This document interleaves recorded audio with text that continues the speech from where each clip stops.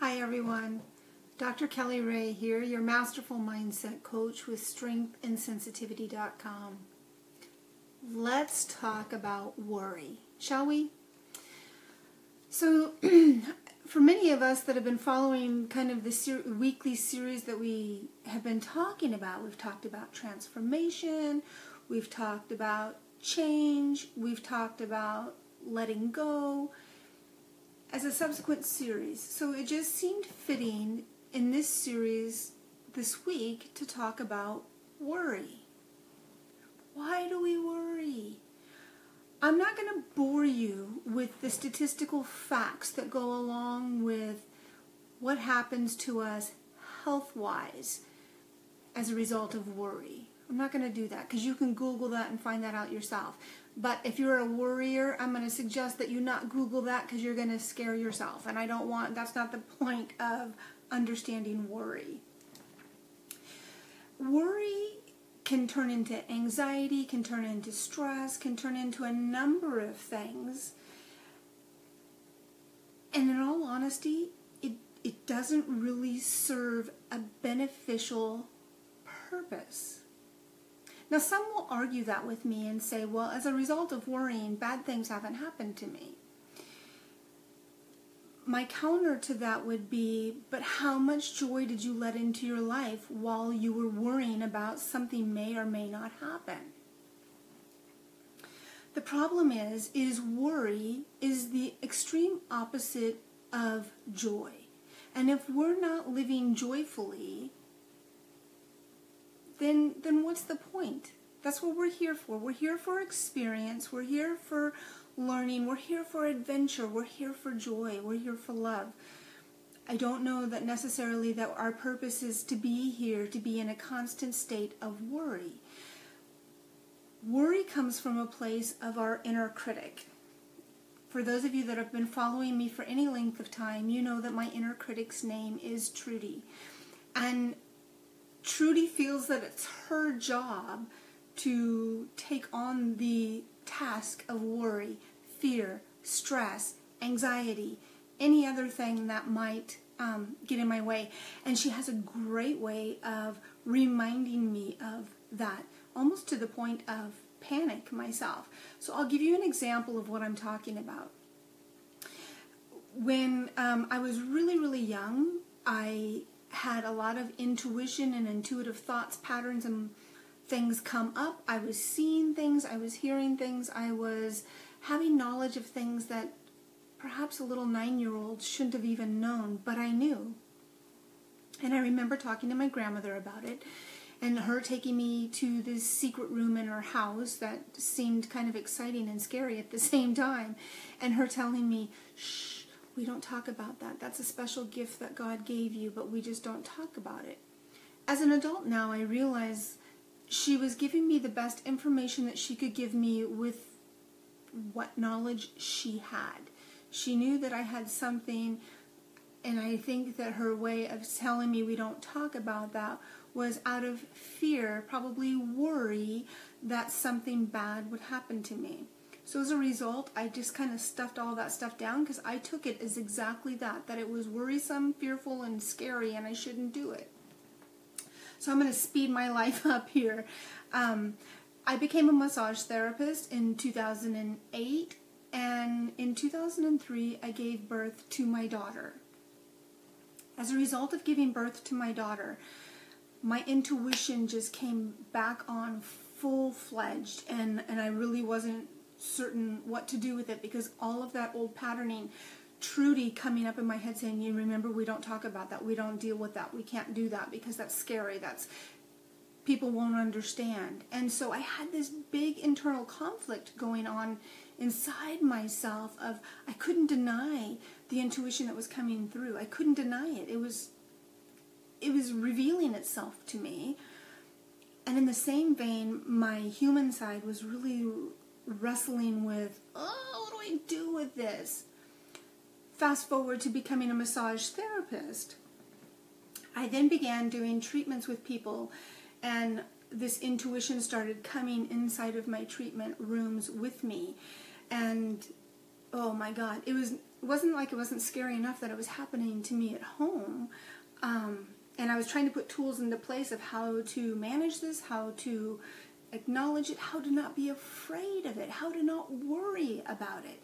And so I put my tools into practice, and apparently they were working really well, because now I was leveling up, right? Once we get to a certain level of comfort and understanding, and that, boom, life has a way of leveling us up. So it was leveling me up now into my treatment rooms with my clients. So you can imagine, here I am in this beautiful spa. It's dark. My client is laying face down and massaging, and all of a sudden now this information comes from my guides, her guides, and specifically her mom who had passed, wanting to give her a message. And I thought, oh, no, you got to be kidding me. I can't do that. So me and Trudy, because Trudy's like, remember all that stuff, we can't talk about that. That's terrible. That's scary. That's awful. So me and Trudy now pair up, because of course I have to trust Trudy, because she's, you know, probably the wise one. At least that's what I was thinking at the moment, because she was reminding me of all the reasons I shouldn't be doing something, and reminding me through all of the worry. So if you can imagine, there's just two physical beings in this room, me and my client. However, there's a whole lot of stuff that's happening in this room. Me and Trudy, this lady's mom who's passed over, my angels are in the room, and we're all having this dialogue, and I'm massaging her and almost crying, fighting. I don't want to tell her this. She's going to think I'm crazy. She's going to hate me. She's going to think ill of me. She's going to go tell the entire world, that lady over there at that spa is crazy. And I'm going to get fired because I'm doing this, and I'm going to not have a job, and I'm going to be homeless. You see how worry, inner critic Trudy, can take you right to that edge of scarcity, and oh my God, I'm going to die. Now mind you, this session was only a 50-minute session, and this dialogue that Trudy and I had going with these other entities in the room probably was about a minute or two. It seemed like a lifetime. Finally, I thought, if you will just shut up, I will say this to this woman, and I will prove to you by saying it out loud to her what her mom wants me to say, that I'm crazy, and we can be done with this, okay? I took a deep breath. I checked in with the client. She was awake, so I could have a dialogue with her. By this time, she's now turned over. And I said what Mom wanted me to give her the message. And as soon as I said it, I just held my breath for a second. She then immediately started crying and opened her eyes and looked right into my eyes and said, "Oh my God, how did you know? I've needed my mom so much recently, and I've been asking for a sign to let me know that she was here because I've been worrying." Can you imagine? I'm crying, she's crying, but there was an immediate sense of peace in the room, and this instant bond of two souls in this room with the collective people that were in there was the most beautiful, fantastic moment that I'm sure that I'll recall for the rest of my life. Now, this didn't mean that the gates of heaven opened and all of a sudden, suddenly, I no longer worried about sharing my intuition. No, that's not true. But I had been leveled up to the next level of talking about it and sharing it with other people. As a result of time, I have then incorporated a lot of my massage and coaching practice and intuition as a combination. So it got the whole mind, body, spirit situation going on at one time. So I just bring this one little example with you of worry. So for worry, a lot of times, as you know, I just shared my worry came from when I was a little kid. Trudy reminding me this. I'll have you know that worry even goes further back than that. Worry can go as far back as being in uterine, being in mom's tummy. Because what was mom maybe worrying about? What was the environment mom may have been involved in while she was in the process of creating you? That's all energy that transfers onto us. So sometimes we come out in life and think, I was just programmed to be a worrier. And what that really means is maybe there was a point in your mom's life when you were in your developmental gestation state that you absorbed that energy of worry, so you're not even aware. It's not an inherent thing. It's not a genetic thing. It's something that you absorbed and you don't know any different because you haven't been here long enough. So if you're somebody who's used to worrying all the time and worrying about what people think, worrying if the sky's going to fall, worrying if I don't watch the news and stay in tune, things are going to bad happen. Whatever your worry may be, I'm going to ask you to consider looking at that and deciding whether or not that's serving a viable purpose in your life that allows you to live with joy. And I say it that way because some people would argue with me and say, yes, it's very viable that I worry. And my counter to that would be, yes, but where does that worry bring you joy? You might allow yourself a second of joy and then go back to worrying about the next thing. Let's call the elephant out in the room. Let's call worry out and say, how much are you serving a purpose for me? One of the ways that you can do this is it's not enough just to say, you know what, okay, I'm going to stop worrying. Because this is something that's been programmed for a very, very long time. Maybe it's now that we set a schedule up and decide, okay, you know what, I'm going to allow myself at the end of every day at 5 o'clock, time to sit down and allow myself to say, okay, what am I worried about? And give myself time to process that worry. Maybe give yourself 20 minutes, and then after 20 minutes, you have to cut it off. Because I can tell you, Trudy, she could go on for a lifetime telling you everything that there is to worry about and worry about worrying. Because it's maddening. But you have to give her an arena to say, okay, I'm going to give you permission to worry. I'm going to give you permission to worry until there isn't anything to worry about. And then after 20 minutes, your time is done.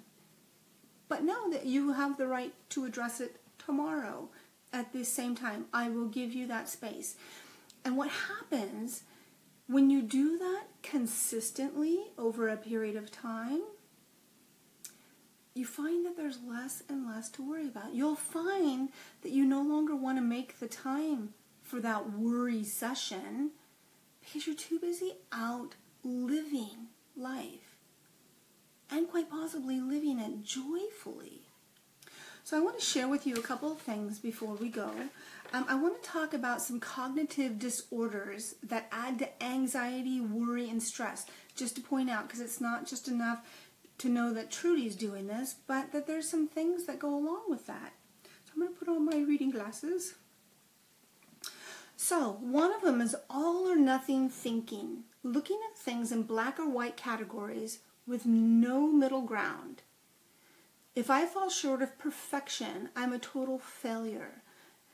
This is another one of those things that Trudy tells us. If it's not perfect, then it's not going to happen. Or people are going to think I'm a fraud.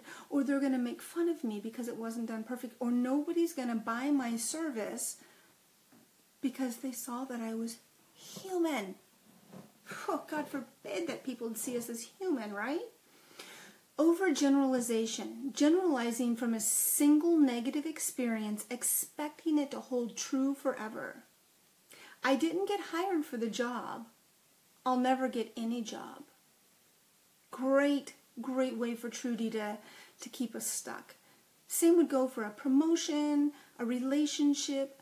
I can tell you I've worked with several clients who have said, I'm just no good at dating because I had this bad experience. Really? One bad experience Why would we hold that bad experience as being all about us? Where do we give that other person their stuff? Who knows what they were going through that caused them to not make this relationship? We cannot assume that everything is about us. It would be grand, but the reality is everything is not about us. So the other thing would be diminishing the positive. Coming up with reasons why positive events don't count. I did well on that presentation, but that was just dumb luck. Or I did really great on that presentation, but I wonder if they noticed, because I noticed that I really didn't put my words right. Who cares? Good enough is good enough. Keep going. Don't let Trudy let you get stuck. She will find, she's so clever. There's so many ways that she keeps us stuck and not moving forward. I can tell you though, the beautiful thing is change is constant. So no matter how much Trudy resists, persists, digs her heels in, wants to wind these tapes, life is going to continue to push us forward, can continue to push us and level us up. You decide whether or not your Trudy lets you stay stuck or levels you up. Nobody else, because life is still going to push you along. Another one would be catastrophizing, expecting the worst case scenario to happen. The pilot said we're in some turbulence. The plane's going to crash. Oh my gosh. That's like worrying about, oh my gosh, am I going to get in an accident today? So for any of you that are in here, and I know there's so many of you that are in this group that understand the law of attraction.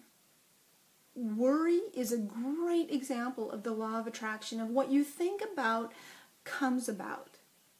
We can manifest our reality really easy. And I know I talked a while ago about why affirmations don't work. And here's one of the reasons why affirmations don't work.